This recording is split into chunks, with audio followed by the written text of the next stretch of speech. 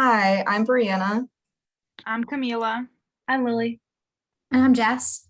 and we're presenting our proposal for a biomimetic surgical adhesive to mitigate post-operative leaks following pulmonary resection. And this is a proposal for the American Lung Association.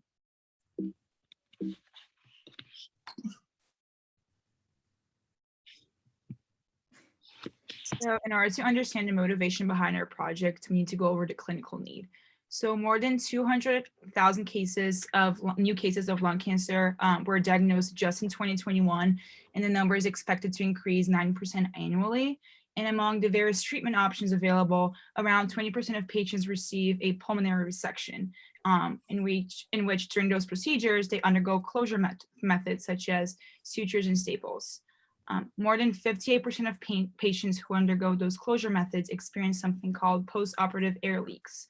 And if those air leaks are not fixed, the estimated cost can be up to $40,000, representing a very high financial burden for those patients. Surgical tissue adhesives have been used before to prevent those air leaks, among other reasons, such as reducing operation time, reducing tissue handling, and mitigating infections. However, the current tissue adhesives in the market do not present a very high adhesion strength on wet surfaces, such as soft tissue, and have been shown to have very high cytotoxicity. So for our approach, we designed a surgical adhesive to target the wet environment, such as the squamous epithelial cells that are found in the lungs.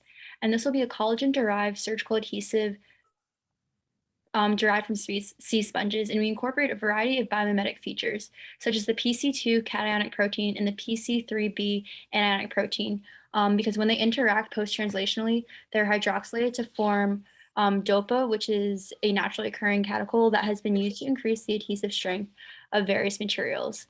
The use of these proteins was inspired by the sandcastle worm, and it secretes these proteins to build their reefs. To achieve our second goal of incorporating antibacterial properties, we wanted to use antibacterial nanoparticles that are either made up of chitosan or calcium phosphate-based nanoparticles. And having these on the surface of the adhesive is also a biomimetic feature, as the nanotopography enhances adhesion by increasing contact area and capillary forces. As you can see the diagram on the left, the top part of the adhesive is the collagen fibers, and then the antibacterial nanoparticles followed by the two proteins. So our novel surgical adhesive will have a number of benefits, including that the biomimetic design will increase wet adhesion, allowing for adhesion in the wet tissue in the physiological fluid. Our design will significantly reduce postoperative leaks compared to the conventional sutures and staples, and reduce pain by 15% compared to these methods. And our adhesive reduces the time spent in surgery, as the adhesive sets in 20 to 30 seconds. Our choice of sponge collagen leads to a 30% yield, which is a higher yield compared to other marine species. And finally, our adhesive is lower cost and has reduced infection compared to collagen from bovine or porcine. While there are many benefits, there are some costs associated with the device.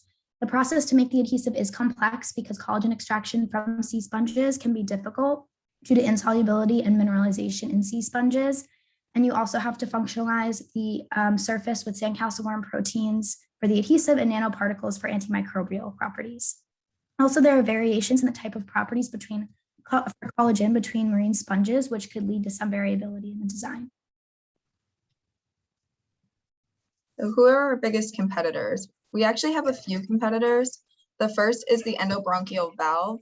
This is a one-way valve that can be implanted into the lungs to allow for outflow of air from the lungs, but prevent the influx of air into the lungs. So these implants are very attractive because of their minimally invasive delivery.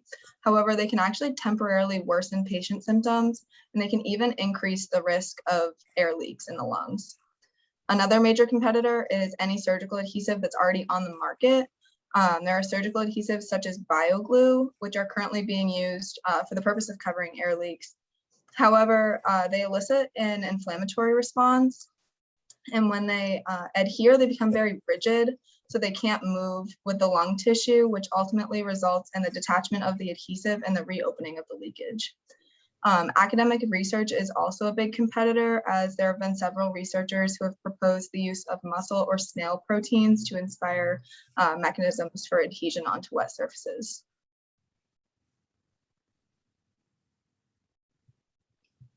Thank you. Does anyone have any questions? I realize that we're not presenting this in front of the class. That's fine.